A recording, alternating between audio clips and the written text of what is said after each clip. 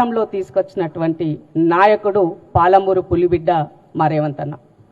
ఇవాళ రేవంత్ అన్న గురించి, రేవంత్ అన్న నాయకత్వం గురించి ప్రశ్నించేటువంటి నైతిక హక్కు సోకాల్డ్ సోదరిమణికి ఉన్నదా అన్నది ఆమె ఆత్మ పరిశీలన చేసుకోవాల్సిన అవసరం ఉంది.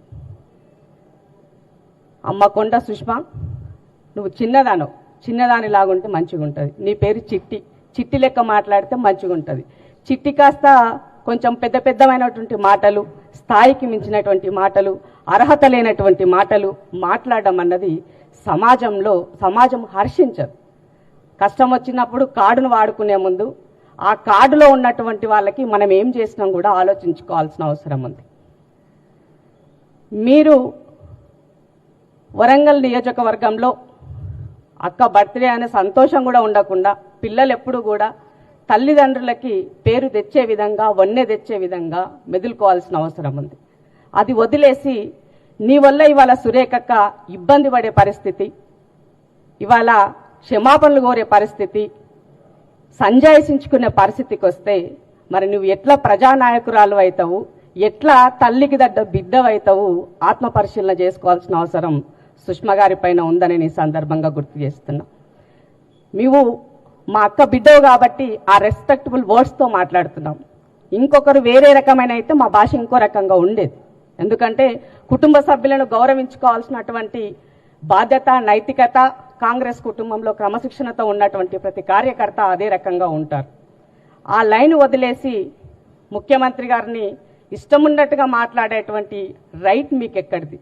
పోనీ మీరు పార్టీలో ఏదైనా కీలకంగా బాధ్యత తీసుకుని పనిచేస్తున్నారా? పోనీ ప్రజాక్షేత్రంలో నిత్యం ప్రజల మధ్య ఉండి ప్రజల గురించి ఏదైనా సాధక బాధకాలు మీరేమైనా తీరుస్తున్నారా? అది కూడా ఏమీ లేదు కదా. వరంగల్ నియోజకవర్గంలో ప్రజెంట్ ఎమ్మెల్యేగా ఉన్నటువంటి వ్యక్తి మీటింగ్కి వెళ్ళినప్పుడు డెఫినెట్గా ముఖ్యమంత్రిగా, కుటుంబ పెద్దగా ఉన్నటువంటి ఎమ్మెల్యే గురించి చెప్పాల్సిన బాధ్యత ఉన్నది. తన బాధ్యత తను నిర్వర్తించారు.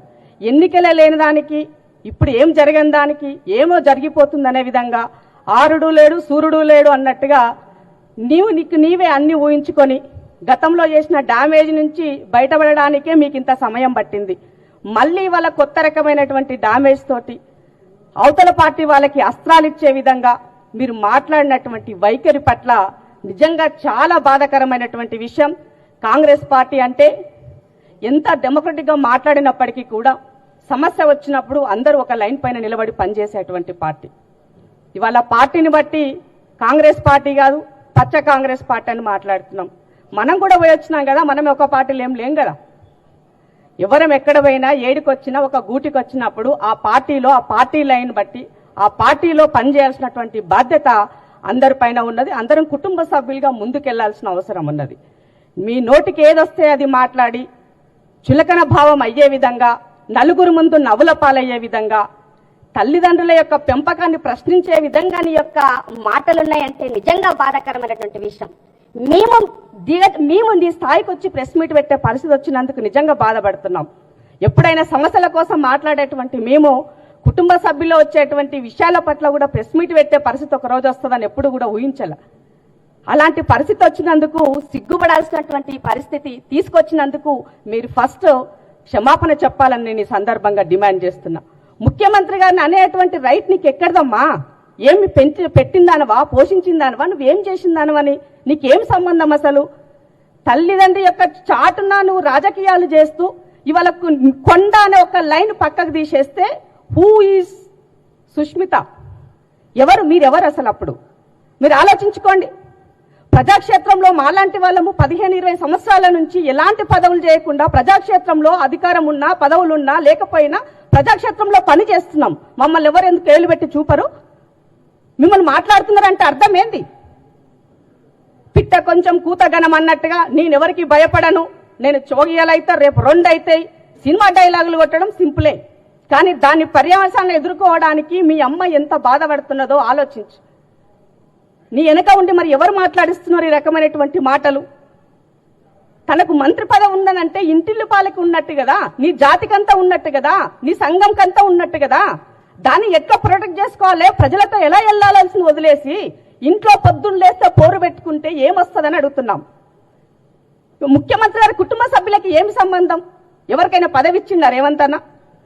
ఇంట్లో ఉన్న కుటుంబ సభ్యుల్లో ఎవరైనా డైరెక్ట్ గా వచ్చి ప్రభుత్వంలో ఏమైనా పదవులు తీసుకున్నారా? కొన్ని పార్టీల పదవులు తీసుకున్నారా? వాళ్ళు ఎక్కడైనా వచ్చి పెత్తనం చేసినారా?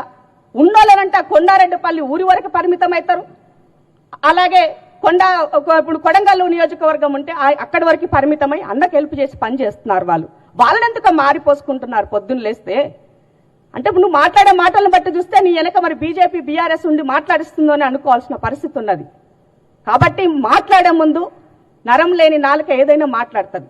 నాలుక నుంచి ఒక వర్డ్ బయటకు వస్తే దాన్ని వెనక్కి తీసుకోవాలంటే ఎంతో కష్టపడి ఉండాలి, ఎంతో బాధపడాలా. అవి మళ్ళీ తీసుకోవాలి వెనక్కి అని అంటే ఇప్పుడు నువ్వు చేసిన దానికి నీ తల్లి తలదించుకునే పరిస్థితి వచ్చింది. ఆల్రెడీ క్షమాపణ చెప్పిన సంగతి మర్చిపోయినావమ్మా. మళ్ళీ అవే మాటలు రిపీటు, అవే అహంకారమైనటువంటి మాటలు. అసలు ఏంటి నీ చదువేంటి? నీ సంస్కారం ఏంటి? నువ్వు చక్కగా చదువుకుని వచ్చినావా? పోతే ఎవరైనా రాష్ట్ర పరీక్షలు రాసి వచ్చినావా? కాబట్టి కొండ సుష్మా గారన్నా, కొండ కుటుంబ సభ్యులన్నా ఇవాళ సురేఖక్క కాదు అని ఒక లైన్ పక్కకు పెడితే మీరేంటన్నది ఆలోచించుకోండి. ఇవాళ మీ వల్ల సురేఖక్క ఇబ్బంది పడే పరిస్థితి వచ్చింది. ఆమె మానసికంగా ఇబ్బంది పడే పరిస్థితి వచ్చింది. ఇవాళ నోటీసులకి సంజాయిస్ ఇచ్చే పరిస్థితి వచ్చింది. దీనికి ఎవరు కారణం అంటున్నాం? కుటుంబం అన్నప్పుడు చాలా ఉంటాయి. ప్రతి పార్టీలో లేదా ప్రతి ఇంట్లో ఉంది కుమ్మరిపై. ప్రతి ఇంట్లో సమస్య ఉన్నది. సమస్య ఉందని బయటకు వచ్చి బజార్ ఎక్కి రోడ్డెక్కి రచ్చకి ఇడుస్తామా? రచ్చలో మాట్లాడతామా? ఇదే నా సంస్కారం, ఇదే నా తెలంగాణ కల్చర్. నీ భాష, మీ మాటలు, మీవన్నీ కూడా చాలా కేర్ఫుల్ గా వస్తే బాగుంటది. ఇష్టం ఉన్నట్టుగా మాట్లాడి నీ నోటికి ఏదొచ్చినట్టు చేస్తే కాంగ్రెస్ పార్టీ కార్యకర్తలు గాని, కాంగ్రెస్ కుటుంబ సభ్యులు గాని, రేవంత్ అన్న అభిమానులు గాని, పాలమూరు బిడ్డలు గాని ఎవ్వరూ కూడా ఉపేక్షించరు. గుర్తుంచుకోకుండా సుష్మమ్మ, మళ్ళీ మళ్ళీ చెప్తా నేను, నీవు చేసేటువంటి వ్యాఖ్యలకి ఇవాళ మొత్తం అంతా కూడా పక్కపాట ట్రోల్ చేస్తున్నాడు మమ్మల్ని. ఎందుకు ట్రోల్ చేయాల్సిన అవసరం ఏమొస్తుంది? దేని గురించి? ఎవరి దగ్గర ఏ అవినీతి ఏం చేశారని నీ దగ్గర ఏం చిట్టా ఉందని నువ్వు మాట్లాడుతున్నావు? నీ దగ్గర ఉంటాయి దర్యాప్తు సంస్థలున్నాయి, దమ్ముంటే. అది లేదు. మళ్ళా ఏదో ఒకటి చూపాలా, ఇంకొకటి పబ్బం గడుపుకోవాలా. ఇదేనా నువ్వు చేసే రాజకీయం? పరిపక్వత లేని రాజకీయం నడబడుతున్నది. ఒక సీనియర్ ఎమ్మెల్యేని పట్టుకొని డైఫర్లను మాట్లాడుతున్నావు. నువ్వు ఇంకా ఆడనే అయిపోయింది. నీ మైండ్ ఆ డైఫర్ల కాడనే అయిపోయింది. నీ మెచ్యూరిటీ లెవెల్, నీ పరిపక్వత అక్కడే ఉందని కనబడుతున్నది. ఏదో ఘాటుగా మాట్లాడితే, సినిమా డైలాగులు వదిలేస్తే నన్ను వెనక నుంచి ఎవరు నన్ను బెదురుకుంటారేమో, మమ్మల్ని ప్రొటెక్ట్ చేస్తారేమో అంటే అది తప్పమ్మా. సొసైటీలో, సమాజంలో ప్రజల కోసం పని చేసినటువంటి వాడు లీడర్ అవుతాడు. లేదు అంటే రౌడీయిజం, గుండాయిజం దాని కొంచెం చేయాలనుకుంటే అది ఇంకో రకంగా మాట్లాడుకుంటారు. మీ అమ్మ నాయన ఈడి దాకా వచ్చినారంటే ఎంత కష్టపడి ఎన్ని భరిస్తే ఈడి దాకా వచ్చి ఉంటారు. అలా పేరును పూర్తిగా దిగజార్చే విధంగా నువ్వు రాజకీయాలు చేస్తున్నావు. ఎస్, రేవంత్ అన్న నీ ఇంటికి వచ్చి ఉండొచ్చు, అడిగుండొచ్చు. అంత మాత్రాన అవహేళనగా మాట్లాడాలా? పార్టీ అన్నప్పుడు, అధికారంలో రావాలన్నప్పుడు, 10 సంవత్సరాలు కష్టపడుతున్నప్పుడు కార్యకర్తలకు బాధ్యత నిలబడడం కోసం తన గొంతుకై ఒక్క చేయితో పార్టీని నడిపినటువంటి సంగతి మరిచినావా? ఏం చేసినారని మీరు? పోనీ వర్కింగ్ ప్రెసిడెంట్ ఉంటే వచ్చి పాదయాత్ర చేసినారా ఆయనతో కలిసి? మీరు ఎండొచ్చినారు? ఎక్కడున్నారు మీరు? ఇవన్నీ మాట్లాడాలి. పూర్వ ఉత్తాలను మారాలంటే మళ్ళీ అది ఇంకో రకంగా వెళ్ళిపోతుంది. కానీ అది నా సంస్కారం కాదు, నా సంస్కృతి కాదు, అది నా సభ్యత కూడా కాదు. కుటుంబ సభ్యులని గౌరవంగా చెప్తున్నాం. ఇంకేదో అన్నారు నిన్న, మీరెవరైనా ప్రెస్ మీట్లు పెట్టి ఖండించే ప్రయత్నం చేసి ఇంకేదైనా చేసినట్లయితే మరింత రెచ్చిపోయి మాట్లాడుతుంటే ఏం రెచ్చిపోతావమ్మా? రెచ్చిపోతా పుచ్చిపోతావు. గుర్తుపెట్టుకోవాలి. సొసైటీ ఏది ఎప్పుడు కూడా అన్నిటిని రిసీవ్ చేసుకోదు. మంచిని తీసుకుంటది, ఎట్ ద సేమ్ టైం చెడుని తీసుకుంటది. మాట్లాడే వాళ్ళు ఏం మాట్లాడుతున్నారు, ఎవరు మాట్లాడిస్తున్నారు, ఎలా మాట్లాడుతున్నారు కూడా ఈ సమాజం గమనిస్తుంది. అది గుర్తు లేకపోతే ఎలా? పార్టీ కష్టపడితే అధికారంలోకి వస్తే కార్యకర్తలకు కింద ఏం కావాలని అడగాల. అది నీకు దమ్ముంటే అది అడుగు. లీడర్కి ఏం కావాలో అది అడుగు దమ్ముంటే. అది లేదు. మా ఇంట్లోకి పదవులు కావాలా, నాకు పదవులు కావాలా, నేనే ఎమ్మెల్యే. ఎవరమ్మా నువ్వు? ఏం చేసినావని? ఏం కష్టపడ్డావు పార్టీ కోసం? ఏం చేసినావని? ఇక్కడ ఉన్న ఈ ప్యానెల్లో ఉన్న 5 కూడా 10-15 సంవత్సరాల నుంచి దొబ్బించుకుంటున్నాం. ఇదేనా మీ భాష? ఎమ్మెల్యే టికెట్లు ఇస్తారు అంటే ఎస్, ప్రజెంట్ ఉన్నటువంటి ఎమ్మెల్యే కాబట్టి ప్రజలకు భరోసా ఇవ్వడం కోసం చెప్పింటారు. తప్పేమున్నది దాంట్లో? ఎలక్షన్లు ఇంకా 2 సంవత్సరాలు ఉన్నది. వచ్చినప్పటికీ ఆ రోజు ఉన్నటువంటి ఈక్వేషన్స్ రకరకాలుగా ఉంటాయి. నువ్వు ఉమెన్వి, రాబోయే రోజుల్లో రిజర్వేషన్లు అమలు అవుతాయి, సీట్లు పెరుగుతాయి, అప్పుడు అవకాశాలు వస్తాయి. ఓపిక లేకపోతే ఎట్లా రాజకీయాలలో? ఏది నోటికి ఏమొస్తే అది మాట్లాడి నేను ఎవరికి భయపడను, నేను పెద్ద హీరోయిన్ని. ఏంటమ్మా అది? రాజకీయ డైలాగులు, సినిమా డైలాగులు అందులో పనిచేస్తాయి కానీ ప్రజాక్షేత్రంలో పనికిరావు చెల్లే. చాలా సహనం అవసరం. ఆవేశం కాదు, మాటలు నేర్చుకో. స్పష్టంగా ఎట్లా మాట్లాడాలా, సమాజం పట్ల అవగాహన పెంచుకో, కులాల పట్ల అవగాహన పెంచుకో, కులాల్లో ఉన్న రుగ్మతల పట్ల అవగాహన పెంచుకో, రాజకీయాల్లో పరిపక్వత ఎట్లా ఉండాలో నేర్చుకో. అవి లేవు మనకి.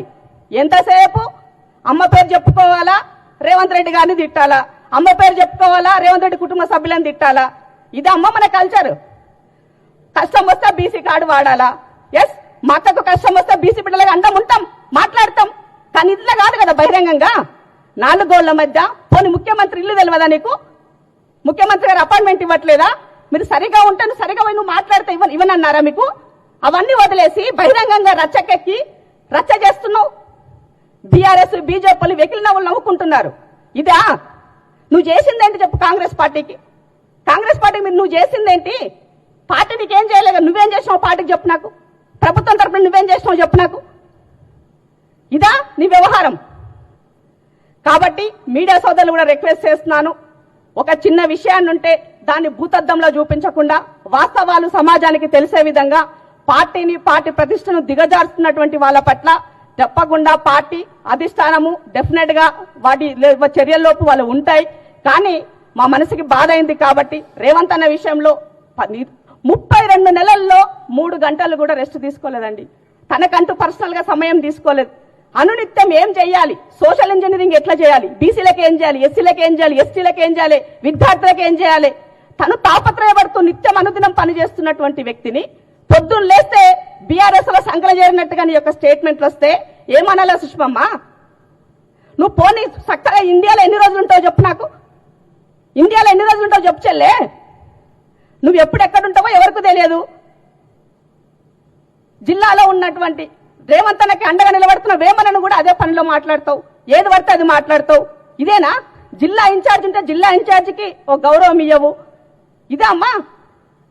నువ్వు సరిగా ఉండు. నీకు అన్యాయం జరిగితే డెఫినెట్ గా పార్టీ ఉంటది, అధిష్టానం ఉంటది, మీ సమస్యలు ఉంటే చెప్పుకోవచ్చు. కానీ ఈ రకంగా కాదు కదా. నువ్వు ఏదో ఒకటి అంటావు, వదిలేస్తావు. దాన్ని మళ్ళీ సురేఖక్క వెనక తిరగ రావాలా, సురేఖక్క దాన్ని సరి చేసుకోవాలా, క్షమాపణలు చెప్పాలా, సురేఖక్క పేరు ఆగం పట్టిస్తున్నావు. అక్క కూడా, సురేఖక్క మీరు కూడా కొంచెం ఆలోచించుకోవాలా.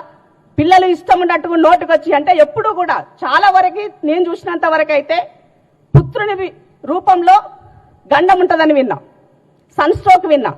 ఈ రాష్ట్రంలో మొన్న చూసిన ఒక కేంద్ర మంత్రికి కొడుకు రూపైన సన్ స్ట్రోక్ ఏమైందో, ఇవాళ మా అక్కకి మా కొండ సురేఖకి పుత్రిక రూపైన స్ట్రోక్ మొదలైందని చెప్పాల్సిన అవసరం ఉంది.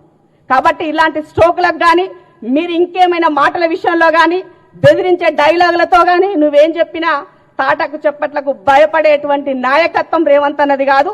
అందులో పాలమూరు బిడ్డది అస్సలు కాదు. మట్టిని నమ్ముకొని, సమాజాన్ని నమ్ముకొని, అడవిని నమ్ముకొని వచ్చినటువంటి వాళ్ళని గుర్తుపెట్టుకోండి. కేసీఆర్ లాంటోనే చీల్చి చెండాలి ఫామ్ హౌస్ లో వండబెట్టినావు. మీరెంతమ్మా? నీ మాటలు ఎంత, నీ లెక్కెంత? కాబట్టి చాలా కేర్ఫుల్ గా ఉండు అమ్మా. నీవు ఇప్పటికైనా కూడా మాటలు చాలా జాగ్రత్తగా రాని, ఏది పడితే అది మాట్లాడితే మాత్రం ఊరుకొని చెప్తున్నాం. నిజంగా నీ స్థాయికి దిగజారి నేను ప్రెస్ మీట్ పెట్టాలంటే నేనే ఫీల్ అవుతున్నా. కాబట్టి ఏదేమైనప్పటికీ కూడా కుటుంబ సభ్యుల కలహాలు ఉంటాయి, అన్నీ ఉంటాయి. బట్ వాటిని ఏ విధంగా అధిగమించుకోవాలనేది పార్టీ చూసుకుంటుంది, అధిష్టానం చూసుకుంటుంది. మా సమయంతో ఉండాల్సినటువంటి బాధ్యత ప్రతి ఒక్కరిపైన ఉన్నది. వచ్చినటువంటి వాటిని పదే పదే మళ్ళీ మాట్లాడి అదే విషయాలను రెచ్చగొట్టే విధంగా చేస్తే ఊరుకునే ప్రసక్తి లేదు. జాగ్రత్త కొండ సుష్మా అని తెలియజేస్తున్నా. ఎప్పుడు కూడా ఎవరికైనా కూడా తల్లిదండ్రుల పేరు నిలబెట్టే విధంగా రాజకీయాలు ఉండాలా, వాళ్ళ పేరు పెంచే విధంగా ఉండాలి తప్ప దిగజార్చే విధంగా ఉండకూడదని మాత్రం మరొకసారి గుర్తు చేస్తున్నాం. Thank you.